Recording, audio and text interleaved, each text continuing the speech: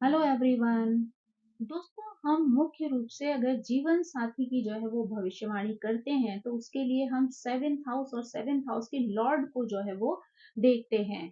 तो यहाँ पर अगर हमें उस स्थिति को जो है वो और भी क्लियर तरीके से जानना है या समझना है तो उसके लिए हमें D9 चार्ट के सेवेंथ हाउस के लॉर्ड को जानना भी जरूरी है। यानी तभी हम और भी अच्छे से जो है वो उसकी भविष्यवाणी कर सकते हैं। ध्यान देने योग्य इम्पोर्टेंट जो बात है वो ये है कि सेवेंथ हाउस जो है वो ये दर्शाता है कि व्यक्ति क्या चाहता है। यानी उसकी जो इच्छाएं हैं अपने पार्टनर को लेकर वो क्या है और किस तरीके के पार्टनर को जो है वो अपने जीवन में आकर्षित करने की इच्छा रखता है। लेकिन नवांश कुंडली का जो सेवेंथ हाउस होता है, उसके जो लॉर्ड होते हैं, वो ये बताते हैं कि वास्तव में जो है आपको जीवन में क्या प्राप्त होगा। यानी आप क्या सोच रहे हैं वो एक अलग कंडीशन है, लेकिन किस तरीके का फल जो है वो विवाह को लेकर आपके जीवन में प्राप्त होगा, किस तरीके का पार्टनर आपको मिलेगा, ये स्थिति जो है वो D9 चार्ट के सेवेंथ हाउस से जो है वो देखी जा सकती है। तो इसलिए हमारे लिए विवाह के लिए सेवेंथ हाउस D1 चार्ट का हो या सेवेंथ हाउस D9 चार्ट का हो, दोनों ही जो है वो इम्पोर्टेंस रखते हैं। सेवेंथ हाउस जो है वो केवल आपके विवाह को ही नहीं दर्शाता है बल्कि आपकी शारीरिक इच्छाओं को भी जो है वो बताता है। कुंडली में जो शारीरिक या अल्पकालिक जो संबंध होते हैं, उनकी जांच भी जो है वो हम सेवेंथ हाउस के माध्यम से या नवांश कुंडली की सहायता से जो है वो कर सकते हैं। कुंडली में जो शारीरिक या अल्पकालिक संबंधों की जांच है वो हम D1 चार्ट के सेवेंथ हाउस से जो है वो कर सकते हैं। इसलिए जब हमें नवांश कुंडली में जीवन साथी से संबंधित भविष्यवाणी करनी होती है तो हमें इन भावों को देखना और समझना जो है वो जरूरी हो जाता है। यानी तब हमें D1 चार्ट के सेवेंथ हाउस और D9 चार्ट के सेवेंथ हाउस दोनों को ही देखना और समझना जरूरी होता है। अगर हम जो है वो D1 चार्ट के सेवेंथ हाउस में शनि को देखते हैं तो यहाँ पर व्यक्ति जो है वो एक वरिष्ठ या उम्रदराज व्यक्ति की जो है वो आकांक्षा रखता है। यानी मैच्योर पर्सनैलिटी वाला पार्टनर जो है व्यक्ति को जीवन में चाहिए होता है। वो हमेशा चाहता है कि उसका जो लाइफ पार्टनर हो वो मैच्योर हो, व्यवहारिक हो, कर्तव्यनिष्ठ हो, यानी अपनी जिम्मेदारियों से जो है वो भागने वाला व्यक्ति ना हो। अपने परिवार और अपने पार्टनर के प्रति जो है वो पूर्ण ईमानदारी के साथ जो है वो रिश्ता निभाने वाला हो। जब D1 चार्ट में जो है वो सेवेंथ हाउस में चंद्रमा होते हैं तो ऐसे में व्यक्ति को जो है वो एक भावुक, संवेदनशील और देखभाल करने वाले जीवन साथी की जरूरत होती है या उसके जीवन में जो है वो इच्छा होती है। यानी वो एक ऐसा लाइफ पार्टनर चाहता है जो बहुत ज्यादा देखने में भी अच्छा हो, साथ ही साथ बहुत संवेदनशील हो, उसके इमोशन को समझने वाला हो, उसके परिवार की और उसकी केयर करने वाला जो है वो व्यक्ति हो। अगर सेवेंथ हाउस में जो है वो शुक्र होते हैं तो ऐसे में व्यक्ति एक सुंदर, आकर्षक दिखने वाले जो है वो लाइफ पार्टनर की इच्छा रखता है। यानी उसको लगता है उसका लाइफ पार्टनर जो है वो बहुत ही सुंदर और स्मार्ट होना चाहिए, है ना? देखने में अच्छा, अट्रैक्टिव होना चाहिए, लोग उसकी तरफ आकर्षित हो जाएँ, ऐसा उसका व्यक्तित्व होना चाहिए। जब सेवेंथ हाउस में जो है वो गुरु और बुध अगर होते हैं तो ऐसे में जो है वो व्यक्ति एक ज्ञानी, शिक्षित, धार्मिक और ईमानदार लाइफ पार्टनर की जो है वो इच्छा रखता है। यानी वो हमेशा चाहता है कि उसका लाइफ पार्टनर बहुत अच्छा पढ़ा लिखा व्यक्ति होना चाहिए, धर्म को मानने वाला होना चाहिए, ईमानदार होना चाहिए और अपने परिवार के प्रति जो है वो ज़िम्मेदारी निभाने वाला भी होना चाहिए। यानी अपनी सूझ-बूझ से, समझदारी से जो है वो रिश्तों को चलाने वाला होना चाहिए। जब मंगल जो है वो सेवेंथ हाउस में हो तो ये दर्शाता है कि व्यक्ति को अपने जीवन साथी ऐसा चाहिए जो खेल कूद में जो है वो रुचि रखता हो, साथ ही बहुत ज्यादा साहसी हो, साथ ही समय आने पर उसके या उसके परिवार की सुरक्षा के लिए जो है वो भिड़ जाने वाला हो। यानी अगर उसको आवश्यकता पड़े तो वो जो है वो घबराकर चीज़ों से पीछे ना भाग जाए, बल्कि अगर कभी भी एक सुरक्षा की या किसी तरीके की सेफ्टी की ज़रूरत पड़े, तो ऐसे में उसका पार्टनर जो है वो उसको सुरक्षा प्रदान करने वाला होना चाहिए। लेकिन D1 में ये सारी स्थितियाँ जो हैं वो ये दर्शाती हैं कि आप क्या चाहते हैं, अपने पार्टनर में आप कैसी चीज़ें, कैसे गुण जो है वो देखना चाहते हैं, कैसी उम्मीद जो है वो आप अपने पार्टनर के लिए रखते हैं। लेकिन नवांश कुंडली के 7th हाउस या 7th हाउस के लॉर्ड जो हैं, वो इस सारी चीज़ पर जो है वो काफ़ी कुछ निर्भर करता है कि आपको किस तरीके का पार्टनर जो है वो मिलेगा।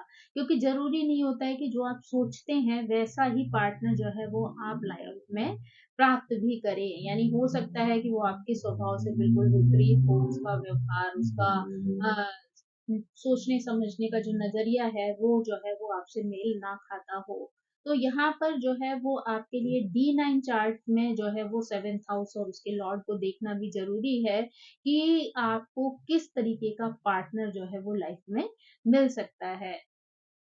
तो अब हम जो है वो नवांश कुंडली में ग्रहों की स्थिति के आधार पर जीवन साथी के स्वभाव को जो है वो कैसे जाना जा सकता है, कैसे समझा जा सकता है, इस स्थिति को जानने की कोशिश करेंगे। तो अगर नवांश कुंडली में जो है अगर हम 7th हाउस में देखें और अगर वहां पर सूर्य जो है वो मौजूद हो, तो यहाँ पर जो है वो जीवन साथी को म्यूजिक सुनना बहुत पसंद हो सकता है, उसे जो है वो बजाने वाले जो वाद्य हैं उनमें इंटरेस्ट हो सकता है, संगीत में रुचि हो सकती है। ऐसा व्यक्ति जो है वो बहुत आत्म गौरव वाला हो सकता है, यानी उसमें जो है वो स्वाभिमान बहुत ज़्यादा हो सकता है। साथ ही कभी-कभी ऐसा व्यक्ति बहुत ज़्यादा अहंकारी भी हो सकता है, यानी अगर सूर्य जो है वो बहुत ही ज़्यादा स्ट्रॉन्ग स्थिति में हो यहाँ पर, तो कई बार जो है वो लाइफ पार्टनर आपका अहंकारी भी हो सकता है। अगर सूर्य जो है यहाँ पर मजबूत होता है, तो जीवन साथी जो है वो किसी बहुत प्रतिष्ठित परिवार से जो है वो आया हुआ होता है। अगर D9 चार्ट में जो है वो चंद्रमा जो है वो 7th हाउस में हो, तो यहाँ पर जो है आपका जीवन साथी सुंदर हो सकता है, आकर्षक हो सकता है, साथ ही अत्यधिक कामुक व्यक्ति भी हो सकता है। उसका रंग जो है वो साफ हो सकता है, उसका स्वभाव जो है वो कोमल हो सकता है, साथ ही वो बहुत ज़्यादा इमोशनल और आपकी केयर करने वाला व्यक्ति होता है। अगर नवांश कुंडली के 7th हाउस में मंगल बैठे हुए हों, तो यहाँ पर आपका लाइफ पार्टनर बहुत ही आक्रामक व्यक्तित्व वाला हो सकता है, साथ ही बहुत ज़्यादा गुस्सैल हो सकता है। ऐसे व्यक्ति को जो है वो बहुत ज़्यादा खेल-कूद का शौक हो सकता है।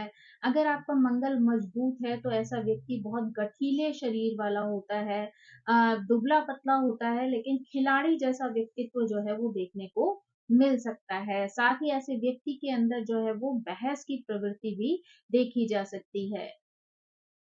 अगर नवांश कुंडली में बुध जो है वो 7th हाउस में हो, तो आपका लाइफ पार्टनर बहुत ही हंसमुख हो सकता है, मिलनसार हो सकता है, साहित्य और लेखन में जो है वो उसकी रुचि हो सकती है। बुध जो है वो एक नपुंसक ग्रह है, इसलिए वैवाहिक जीवन में शारीरिक सुख की कमी जो है वो कई बार देखी जाती है।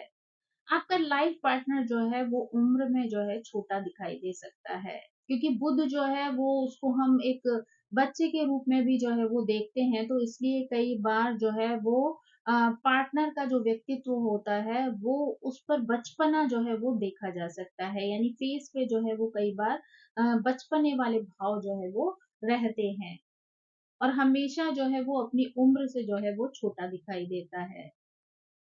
नवांश कुंडली के 7th हाउस में अगर गुरु होते हैं, तो यहाँ पर आपका लाइफ पार्टनर बहुत ज़्यादा एजुकेटेड होता है, बहुत विद्वान होता है, सुंदर होता है, सौभाग्यशाली होता है, अच्छे स्वभाव वाला होता है, आध्यात्म से जो है उसका गहरा कनेक्शन देखने को मिल सकता है।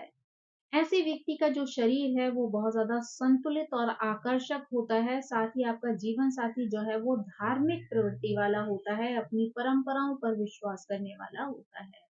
अगर नवांश कुंडली के 7th हाउस में जो है वो शुक्र जो है वो दिखाई दे, तो ऐसे में आपका लाइफ पार्टनर बहुत सुंदर हो सकता है, ऐशो आराम पसंद करने वाला होता है, संगीत कलाओं में जो है उसके अंदर रुचि होती है। साथ ही जो है वो शुक्र अगर 7th हाउस में होता है, तो ये एक आशीर्वाद की तरह जो है वो आपके लिए काम कर सकता है। यानी कि अगर यहाँ पर शुक्र पीड़ित ना हो तो आपका वैवाहिक जीवन जो है वो बहुत अच्छा और मजबूत रह सकता है। आपके जीवन में जो है वो बहुत सारी खुशियों का आना जाना रह सकता है। अगर नवांश के 7th हाउस में जो है हम शनि ग्रह को देखें, तो यहाँ पर जीवन साथी बहुत ज़्यादा मैच्योर हो सकता है, मेहनती होता है, साथ ही स्वभाव में बहुत ज़्यादा ठंडा होता है। रोमांस में जो है कोई ख़ास रुचि जो है वो उसके अंदर नहीं होती है रोमांस को लेकर। साथ ही ऐसा व्यक्ति बहुत ज़्यादा कर्तव्यनिष्ठ टाइप का होता है, यानी अपने कर्तव्यों का पालन जो है वो पूरी ईमानदारी से करता है। ये स्थिति ये भी संकेत करती है कि पति-पत्नी के बीच में जो है वो कई लोगों के आयु का अंतर भी जो है वो देखने को मिल सकता है। अगर नवांश कुंडली में 7th हाउस में जो है वो राहु होते हैं, तो जीवन साथी सोचने में जो है वो डूबा रहने वाला होता है, यानी अपनी ही दुनिया में जो है वो खोया रहता है, उलझनों में जो है वो बना रहता है। जो चीजें होती भी नहीं है उन्हें अपनी कल्पनाओं में जो है वो ढूंढता रहता है, उसके बारे में विचार करता रहता है। गणित है, ज्योतिष है, उसमें जो है उसका इंटरेस्ट हो सकता है। साथ ही कई बार वैवाहिक सुख जो है वो व्यक्ति के अनुकूल नहीं होता है, यानी जैसे सुख की वो कल्पना करता है वैसा सुख कई बार जो है वो उसको हासिल नहीं होता। नवांश कुंडली के अगर 7th हाउस में जो है राहु होते हैं, तो ऐसे में विवाह जो है वो आपका विदेश में हो सकता है या किसी विदेशी पार्टनर के साथ जो है वो हो सकता है। यहाँ पर आपका विवाह जो है वो इंटरकास्ट भी हो सकता है। अगर नवांश कुंडली के 7th हाउस में केतु होते हैं, तो ऐसे में व्यक्ति का जो लाइफ पार्टनर होता है वो मैथ्स में जो है वो बहुत अच्छा हो सकता है। कंप्यूटर्स में जो है उसको एक विशेष योग्यता जो है वो हासिल हो सकती है। साथ ही आध्यात्मिक साधना में जो है उसकी रुचि हो सकती है। रिसर्च में जो है वो काम करने वाला हो सकता है, यानी रिसर्च में जो है वो आपके लाइफ पार्टनर का बहुत ज्यादा इंटरेस्ट हो सकता है। साथ ही वो किसी ऐसे विषय से जो है वो जुड़कर रिसर्च भी कर रहा होता है। तो अगर देखा जाए तो हमें जो है किसी भी शादी के लिए जो है वो सिर्फ D1 चार्ट जो है वो नहीं देखना चाहिए, उसके साथ-साथ हमें D9 चार्ट को भी जो है वो देखना ज़रूरी है। जैसे कि हम विवाह के समय पर जो है वो D1 चार्ट के लग्न और 7th हाउस के लॉर्ड या 7th हाउस को जो है वो देखते हैं, ऐसे ही हमें D9 चार्ट में भी जो है वो 7th हाउस के लॉर्ड, वहाँ पर बैठे हुए ग्रह, इन सभी का जो है वो मूल्यांकन करना चाहिए। अगर हम जो है वो शुक्र ग्रह के बारे में बात करें, तो यहाँ पर जो है वो नवांश कुंडली में जो है वो शुक्र ना तो किसी मैलेफिक ग्रह के द्वारा पीड़ित होने चाहिए और ना ही जो है वो शुक्र यहाँ पर नीच के होने चाहिए, क्योंकि अगर यहाँ पर शुक्र किसी मैलेफिक ग्रह से पीड़ित होंगे या फिर जो है वो नीच के होंगे, तो यहाँ पर मैरिड लाइफ जो है वो प्रॉब्लम में आ सकती है, यानी शुक्र की वजह से जो है वो परेशानी हो सकती है। अगर नवांश कुंडली में 2 या 2 से अधिक पाप ग्रह जो है वो शुक्र को पीड़ित कर रहे हो, आत्मकारक या अष्टमेश ग्रह भी जो है यहाँ पर शामिल हो, तो ऐसे में एक शाप जैसा जो है योग बन जाता है, जो कि विवाह में विलंब भी कर सकता है, साथ में जो है विवाह में कई तरीके की बाधाएं भी डाल सकता है। अगर यहाँ पर जो है वो शुक्र राहु के द्वारा जो है वो पीड़ित होता है, तो ऐसे में जीवन साथी से धोखा मिलने की जो है वो संभावना बढ़ जाती है, या विवाह में जो है वो विश्वासघात जैसी स्थिति जो है वो आपके लिए आ सकती है। तो यहाँ पर आपको बहुत ज्यादा सावधानी जो है बरतने की जरूरत है। अगर नवांश कुंडली में शुक्र जो है वो शनि ग्रह से जो है पीड़ित हो जाते हैं, तो यहाँ पर कई तरीके के दुख परेशानी जो है वो व्यक्ति के जीवन में आती है। विवाह के पश्चात जो है उसे कड़ी मेहनत भी जो है वो करनी पड़ सकती है। अगर बुध और शुक्र जो है वो नवांश कुंडली में एक साथ होते हैं, तो यहाँ पर भी जो है वैवाहिक सुख में कमी देखी जा सकती है। अगर शुक्र और राहु या फिर मंगल और शुक्र जो है वो नवांश कुंडली में संयोग बना रहे हो, तो यहाँ पर प्रेम विवाह की जो है वो स्थिति बन जाती है। हाँ, यानी कि नवांश कुंडली में अगर आप शुक्र और राहु का जो है वो योग देखते हैं, युति देखें या एक दूसरे के साथ कनेक्शन देखते हैं, या फिर मंगल शुक्र का जो है वो कनेक्शन देखते हैं, तो ऐसे में प्रेम विवाह का योग जो है वो प्रबल हो जाता है। अगर केतु और मंगल जो है वो नवांश के 2nd हाउस में, 6th हाउस में, 8th हाउस में या 12th हाउस में जो है वो एक साथ हों, तो यहाँ पर विवाह में विशेष सावधानी बरतने की ज़रूरत पड़ती है। यानी ये युति जो है वो जीवन साथी के साथ जो है वो आपको प्रॉब्लम हो सकती है, साथ ही हानिकारक स्थितियाँ जो हैं वो पैदा हो सकती हैं। तो आपको यहाँ पर जो है वो बहुत ज़्यादा ध्यान देने की ज़रूरत है। अगर गुरु और शुक्र का जो है वो नवांश कुंडली में संयोग बन रहा हो, तो यहाँ पर इसे भगवान शिव का जो है वो आशीर्वाद मानना चाहिए। यहाँ पर जो है विवाह के साथ साथ अच्छी संतान मिलने का भी जो है वो योग माना जा सकता है। यानी यहाँ पर प्रभु का आशीर्वाद जो है वो आपको प्राप्त होता है। अगर शनि जो है वो नवांश के लग्न में जो है स्थित हो या फिर 7th हाउस में बैठकर जो है वो लग्न को देख रहे हो, तो ऐसे में विवाह के देर से होने की जो है वो संभावना बन जाती है। यानी कि यहाँ पर जो है वो लेट मैरिज जो है वो देखने को मिल सकती है। अगर नवांश कुंडली में शुक्र पर जो है या 7th हाउस के लॉर्ड पर जो है शनि की दृष्टि पड़ रही हो, तो यहाँ पर विवाह में जो है वो कई तरीके की परेशानियां आ सकती हैं। अगर सूर्य जो है वो नवांश कुंडली के 7th हाउस में हो, तो यहाँ पर अरेंज मैरिज का संकेत जो है वो मिलता है। यानी अगर सूर्य जो है वो आपके नवांश कुंडली के 7th हाउस में हो, तो यहाँ पर अरेंज मैरिज के चांसेस जो है वो बढ़ जाते हैं। आपके मैरिज का जो है टाइमिंग अगर आपको देखना हो कि आपका समय जो है वो मैरिज का हो गया है कि नहीं हो गया है, यानी आपके लिए ये टाइम सूटेबल है कि नहीं, तो उसके लिए जो है वो आप नवांश कुंडली के जो 7th हाउस के लॉर्ड हैं, उनकी अगर दशा चल रही है या फिर नवांश के 7th हाउस में जो ग्रह बैठे हैं, उनमें से किसी की अगर महादशा चल रही है या फिर जो है वो लग्नेश जो है नवांश कुंडली के, उनकी अगर दशा चल रही है, तो उसके अनुसार जो है आप विवाह का समय सुनिश्चित कर सकते हैं। तो आपने देखा कि इस प्रकार से हम जो है वो D1 और D9 चार्ट दोनों को अगर जो है वो देखने और समझने का प्रयास करें, तो हम जो है वो अपने लाइफ पार्टनर से जुड़ी हुई काफ़ी सारी स्थितियों, परिस्थितियों को जो है वो समझ सकते हैं।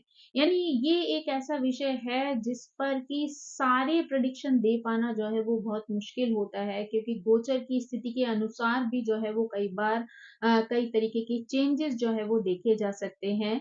लेकिन फिर भी एक लमसम जो स्थिति हो सकती है या किस तरीके के पार्टनर के साथ जो है वो आपको जीवन में डील करना पड़ सकता है, इन सारी चीज़ों का अंदाज़ा जो है वो D1 और D9 चार्ट को जो है वो देखकर लगाया जा सकता है। तो दोस्तों ये थी जानकारी जो है वो विवाह से संबंधित कि किस तरीके से आप किस तरीके के पार्टनर को जीवन में चाहते हैं और किस तरीके का पार्टनर जो है वो आपको मिल सकता है। इससे संबंधित जानकारी, आई होप आपको ये जानकारी पसंद आई होगी। Thank you so much. मेरी आप सभी से रिक्वेस्ट है कि प्लीज़ मेरे चैनल को सब्सक्राइब करें, लाइक करें, शेयर करें और कमेंट करके इसी तरह मुझे प्रेरित करते रहें। So thank you so much. Bye bye.